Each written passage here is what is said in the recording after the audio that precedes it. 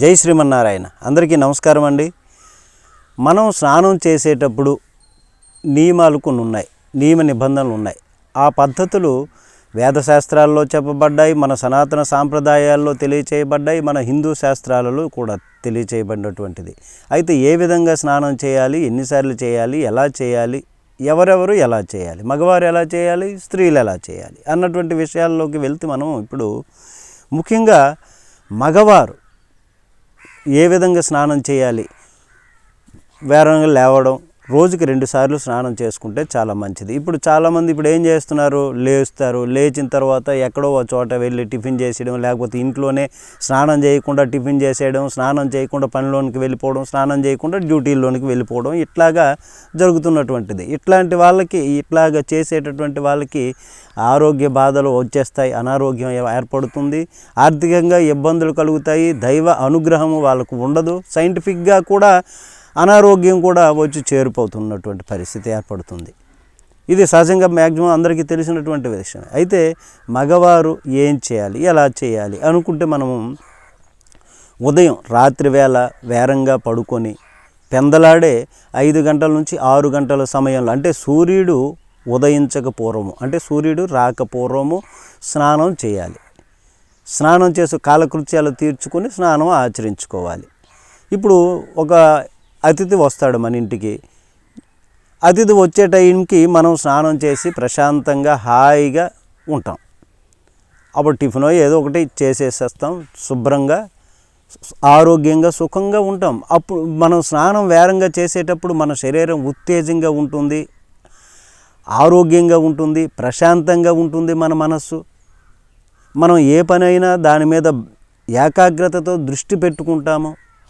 ఇట్లాగ అన్నీ కూడా చాలా ఉపయోగాలు ఉన్నటువంటి విధంగా ఉదయం పూట సూర్యుడు ఉదయించకముందు స్నానం చేసేటటువంటి వారికి 6 గంటల లోపు ఆ విధమైనటువంటి సైంటిఫిక్గా చూసుకున్న ఆరోగ్యం వచ్చేస్తుంది, ఆరోగ్యం బాగా ఉంటుంది. ఆధ్యాత్మికంగా చూసుకుంటే ఆ సమయంలో భగవంతుడు తిరిగాడేటటువంటిది, మన పితృదేవతలు తిరుగాడేటటువంటిది, వాళ్ళ ఆశీర్వాదం శుభ్రంగా పుష్కలంగా మనకి కలుగుతుంది, సిరి సంపదలు కలుగుతాయి, ఆరోగ్యం కలుగుతుంది, సంతాన ప్రాప్తి కలుగుతుంది. ఇట్లాగా సనాతన ధర్మంలో చెప్పినటువంటి, శాస్త్రాలు చెప్పినటువంటి విధంగా గరుడ పురాణంలో కూడా ఈ విషయం చెప్పబడింది. అన్ని ప్రయోజనాలు కలుగుతాయి. అలాగే మగవారు స్నానం చేసేటప్పుడు నేను 4 గోడల మధ్యనే బాత్రూంలోనే స్నానం చేస్తున్నాను కదా అని చెప్పేసి బట్టలు విప్పేసి స్నానం చేయకూడదు. అది చాలా దోషము. పితృదేవతలు ఆగ్రహిస్తారు. గరుడ పురాణంలో కూడా ఇది చెప్పబడింది. దానివలన కొన్ని రకాలైనటువంటి కష్టాలు కలుగుతాయి, ఆర్థిక ఇబ్బందులు కలుగుతాయి, దుఃఖ బాధలు కలుగుతాయి, అనారోగ్య బాధలు కలుగుతాయి ఈ విధంగా చేసినట్టు. అయితే ఎవరు ఎలా చేయాలి అనుకుంటే 12 సంవత్సరముల లోపు వరకు స్త్రీలు కానీ పురుషులు కానీ వాళ్ళు బట్టలు లేకుండా స్నానం చేయొచ్చు. ఇది శాస్త్రాలలో తెలియజేయబడింది. అయితే 12 సంవత్సరాలు పైబడినటువంటి మగవారు కానీ స్త్రీలు కానీ ఎలాగంటే 12 సంవత్సరాలు పైబడినటువంటి మగవారు మాత్రం బట్టలు లేకుండా స్నానం చేయకూడదు. మన మొలత్రాడు ఉంటుంది కదా, మొలత్రాడుకి ఒక వస్త్రాన్ని ధరించుకొని, నడుముకి ఒక వస్త్రాన్ని ధరించుకొని 4 గోడల మధ్య బాత్రూంలోనే చేస్తున్నాను కదా అని భావించకూడదు. ఎక్కడున్నా కానీ ఆ వస్త్రాన్ని ధరించి స్నానం చేయాలి. అప్పుడు జలదేవతకు, వరుణ దేవునికి మనం గౌరవం ఇచ్చినట్లు, ఆయన అనుగ్రహాన్ని మనం పుష్కలంగా పొందుతాం. అలా కాని పక్షంలో ఆయన ఆగ్రహాన్ని, పితృదేవతల ఆగ్రహాన్ని, దైవ ఆగ్రహాన్ని కూడా పొందుతాం.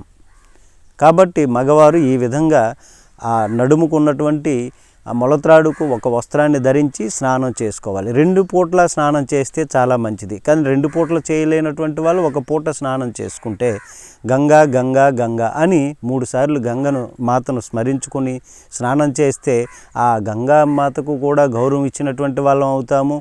ఈ నడుముకి వస్త్రాన్ని ధరించి స్నానం చేస్తే ఆ వరుణ దేవతకు కూడా గౌరవాన్ని ఇచ్చినట్టు ఉంటుంది. అలాగే భక్తిని మనం చూపించేటటువంటి భావన కూడా కలుగుద్ది, వారి అనుగ్రహాన్ని మనం పొందుతాం. సూర్యుడు ఉదయించక ముందు మనం ఈ విధంగా చేసుకోవాలి స్నానం. ఆ తరువాత మనం ఏ పనులు చేసుకున్నా చక్కగా మన పెండింగ్ ఉన్నటువంటి పనులు చకచక జరిగిపోతూ ఉంటాయి. కానీ మగవారు మాత్రం తప్పనిసరిగా ఈ విధంగా వస్త్రాన్ని ధరించి మాత్రం చేయాలమ్మా. దీనిలో ఇది శాస్త్రాలు చెప్పబడింది. అయితే సూర్యుడు ఉదయించక ముందు చేస్తే అది ఆరోగ్యరీత్యా కూడా మంచిది. ఆర్థిక బాధలు తొలగుతాయి, సంపదలు కలుగుతాయి, సంతాన ప్రాప్తి కలుగుతుంది, భార్యాభర్తలు సౌఖ్యంగా ఉంటారు, మనసు ప్రశాంతంగా నిర్మలంగా ఉంటుంది. ఇన్ని ఉపయోగాలు. దైవానుగ్రహము కలుగుతుంది, భక్తి ఏర్పడుతుంది, మంచి బుద్ధి కలుగుతుంది. ఇట్లాగా. కానీ ఇప్పుడు ఇది మగవారు ఇలా చేయాలి. కానీ స్త్రీలు విషయానికి వచ్చేటప్పుడు స్త్రీలు 4 గోడల మధ్యన స్నానం చేసినా కానీ వాళ్ళు వస్త్రం లేకుండా స్నానం చేయటం వలన చాలా మంచి జరుగుతుంది వస్త్రాలు స్త్రీల విషయానికి వస్తే. కానీ బహిర్గత ప్రదేశాల్లో ఏదో యాత్రలకు వెళ్తారు, నదుల్లో స్నానం చేస్తారు, అప్పుడు తప్పనిసరిగా వస్త్రాన్ని ధరించుకొని స్నానం చేయాలి. కానీ మనం బాత్రూంలో ఉన్నాను కదా అని వాళ్ళు వస్త్రం ధరించాల్సిన అవసరం లేదు. ధరించుకుంటా నగ్నంగా స్నానం చేయొచ్చు. చేస్తే వాళ్ళు మర్మాంగాలన్నీ కూడా పరిశుభ్రంగా అవుతాయి, సైంటిఫిక్గా బాగుంటుంది, అలాగే ఆధ్యాత్మికంగా కూడా వాళ్ళకి బాగుంటుంది, దైవానుగ్రహం పరిపూర్ణంగా కలుగుతుంది, ఆర్థిక బాధలు కలుగుతాయి, ఆర్థిక బాధలు తొలగుతాయి, దుఃఖ బాధలు తొలగుతాయి. ఇదంతా కూడా ప్రశాంతంగా ఇంటి ప్రశాంతం ఏర్పడుతుంది. ఈ విధంగా మగవారు అలా చేయాలి.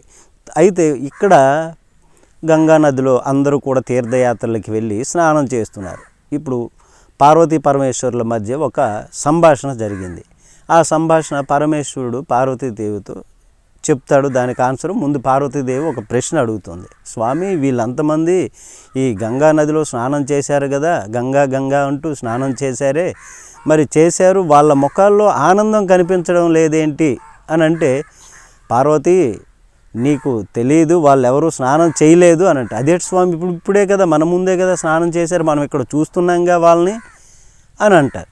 అని అంటే, లేదు నీకు ఆ విషయం చెప్తాను, ఆ కథ చెప్తాను విను అంటారు. అప్పుడు వాళ్ళు అంతమంది స్నానం చేశారన్నావుగా అనేటప్పుడు నేను ఒక ముసలి వాళ్ళ రూపంలో ఉండి నది ఒడ్డున నీవు ఉంటావు, నదిలో నేను మునిగిపోయినట్లుగా ఉంటాను. అప్పుడు నా భర్తను రక్షించండి అని నువ్వను, అప్పుడు నీకే అర్థం అవుతుందంటే వెంటనే స్వామి ఆ నదిలో మునిగిపోతుంటారు, తేలాములుగా అయిపోతుంటారు. ఆ ఒడ్డు నుంచి పార్వతీమాత ఆ ముసలి బ్రాహ్మణ వేషంలో ఉంది కదా, ఆమె చెప్పి నా భర్తను రక్షించండి అని అంటే అందరూ వస్తారు. అక్కడ వచ్చి మేము వెళ్తాం, రక్షిస్తాం అయితే రక్షించండి, కానీ మీలో ఎవరు కూడా పాపము లేనటువంటి వాళ్ళైతే నా భర్తను రక్షించండి అని చెప్తారు. అప్పుడు చూసేసరికి అందరూ వెనక్కి వెళ్ళిపోతారు. పాపం లేనటువంటి వాళ్ళంటే అంటే వాళ్ళ పైన వాళ్ళకి విశ్వాసం లేకపోయింది. పాపం లేనటువంటి వాళ్ళు అనేటటువంటి భావన వాళ్ళకి కలగలే. అప్పుడు ఈ విధంగా ఉంటే ఇంకా స్వామి తేలములుగా అయిపోతున్నారు. ఆ పూటంతా అక్కడ నదిలోనే అలాగే గడిపారు. ఒక ఆయన వచ్చాడు. వచ్చి అమ్మ ఏంటి ఇలాగ తేలములుగా అవుతున్నారు, నా భర్తను రక్షించండి అంటే, నేను రక్షిస్తాను, నీవు ఎటువంటి పాపం చేయనటువంటి వాడు అయితే రక్షించిన ఆయన అంటారు. నాకే పాపాలు లేవు, ఇప్పుడే నేను గంగామాతలో ఆ నదిలో స్నానం చేశాను, గంగామాత నన్ను అనుగ్రహించింది, నా పాపాలన్నీ కూడా తొలగించేసింది, గంగా అని 3 సార్లు అంటూ స్నానం చేశానమ్మా, కాబట్టి నాకు ఇంకా పాపాలు లేవు, ఇంతవరలో చేసినటువంటి పాపాలన్నీ కూడా పోయాయి అని చెప్తారు. చెప్పి ఆయన దిగి ఆ స్వామిని ఏమొచ్చి తీసుకొస్తారు, భుజాల మీద ఎక్కించుకొని తీసుకొచ్చి ఒడ్డుకి తీసుకొచ్చి ఉంచుతారు. ఉంచేటప్పుడు ఆ మాత పార్వతీమాత అంటుంది, నాయన ఆ మారు వేషంలో ఉన్నటువంటి స్త్రీ రూపంలో ఆ ముసలి బ్రాహ్మణ వేషంలో ఉన్నటువంటి ఆమె, నాయన నీవు నా భర్తను రక్షించావు, నీకు కృతజ్ఞతలు అని చెప్పిన తర్వాత పరమశివుడు కూడా నీ భక్తి విశ్వాసాలు మంచివి, నీవు అంత విశ్వాసంతో దృఢ సంకల్పంతో ఉన్నావు, గంగామాతలో స్నానం చేసావు, గంగాలో స్నానం చేసి నా పాపాలన్నీ పోయాయి అని నీ ఒక్కడవే అన్నావు అని చెప్పేసి ఆయన్ని కరుణించి ఆయనకి సకల ఆ ఐశ్వర్యాలు ఇచ్చి అనుగ్రహించి ఆయన వెళ్ళిపోతాడు. అప్పుడు పరమశివుడు చెప్తాడు పార్వతీదేవికి, దేవి చూసావా వాళ్ళంతమంది స్నానం చేశారన్నావు, ఎవరైనా వాళ్ళ విశ్వాసం వాళ్ళలో ఉందా, భక్తి విశ్వాసం ఉందా? గంగా నదిలో స్నానం చేశాము, మనం పవిత్రమైపోయాము, ఇంతవరకు ఉన్నటువంటి పాపాలు తొలగిపోయాయి అన్నటువంటి విశ్వాసం ఒక్కరిలోనైనా ఉందా? లేదు కదా. కాబట్టి అదే ఇప్పుడు ఈయన ఒక్కడు వచ్చాడు, వచ్చి నా పాపాలన్నీ తీసుకుంది, ఇంకా నా పాపాలు లేవు, ఇదివరకు చేసినటువంటి పాపాలు ఉన్నాయి, ఉంటే అవి పోయాయి, ఇప్పుడు నేను నిర్మలుడిని అయ్యాను అని చెప్పాడే. చూసావా, ఈయన నిజమైనటువంటి భక్తి, నిజమైనటువంటి నదిలో, ఈ గంగా నదిలో నిజమైనటువంటి స్నానం చేసినటువంటి భక్తుడు ఈయన అని పరమశివుడు చెప్తాడు. చూసారా. కాబట్టి విశ్వాసం కావాలి, భక్తి విశ్వాసాలు కావాలి. ఆ విధంగా మనం చేసే ప్రతి పనిలో కూడా మనకి విజయమే కలుగుతుంది. ఆ భగవానుని అనుగ్రహం పరిపూర్ణంగా మనకి కలుగుతుంది. జై శ్రీమన్నారాయణ. ఎవరైనా సబ్స్క్రైబ్ చేయకపోతే సబ్స్క్రైబ్ చేయండి, కామెంట్ చేయండి. నమస్తే.